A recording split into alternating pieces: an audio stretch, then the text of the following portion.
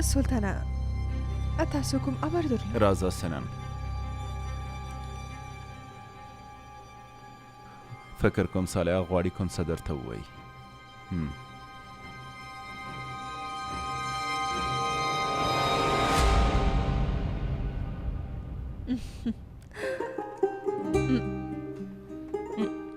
کوم کارونه مې چې کړی ډېره پښیمانه یم. هیله کوم زما بخښنه ومنئ. همدا چې په خپلې غلطي دې پوه شوې او ودې ویل همدا بسنه کوي، نور هر څه هېر کړه. په اجازه مو سلطانه.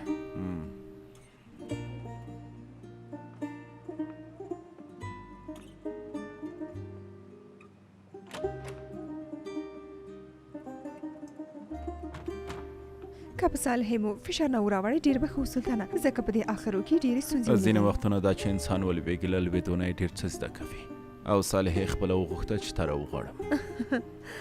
ښه نو ښه شو چې سره پخلا شو. داسې ښکاري چې ته کومه ستونزه لري، دا د سترګې وایي. ان زما فکر دې ځان ته واړوه، او بل دا چې سفیر د مت سره د خبرې کولو ډېره وارخطا وي. پلار مې د پلار په اړه مې ورسره لیکې خبرې وکړې. د هغه نه مې د پلار پوښتنه وکړه.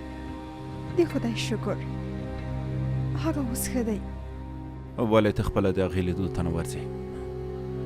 دومره لرې والیم خوند نه کوي که نه؟ تاسو رښتیا وایې سلطانه. البته ښه که غواړې پلار دې لیدو ته راشي راتلی شي. ډېره موده کېږي چې هغه دې نه دی لیدلی.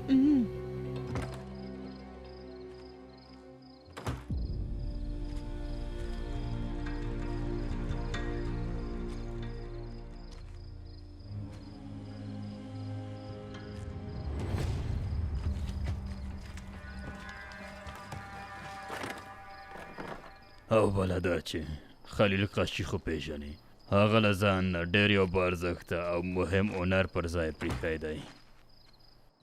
د ریاضي په مرسته هغه دا ثابته کړه چې د انسان پیدایښت د خدای تر ټولو نه ستر نعمت دی. د بدن هر غړی دا بیانوي چې خدای پاک د ډېر قدرت لرونکی دی. نن مې په کافي اندازه خپل ذهن ستومانه که. اوس نه د ډوډۍ خوړلو وخت دی.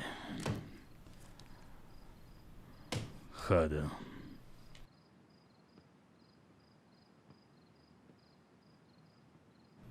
زړه د مینې لویې سترګې دي او د مینې پایله انسانیت دی. خو دا باید ووایم چې هر زړه دا مینا نشي درلودی. څوک چې مینه خپل هدف ټاکي نو هیڅکله به یې زړه له مینې خالي نشي.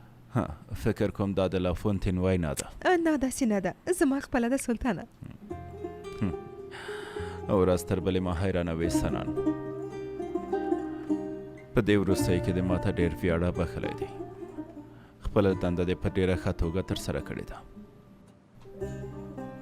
هیله کوم سلطان مې زه دې دومره ستایلو لیاقت نه لرم سلطانه، دا ستاسو مهرباني ده. کوم کار چې ته یې کوې په رښتیا د ستایلو وړ ده سنان. کوم عطر چې شاوخوا ته شیندې هغې ته دې پام نه دی. په دې هیله کوم نظر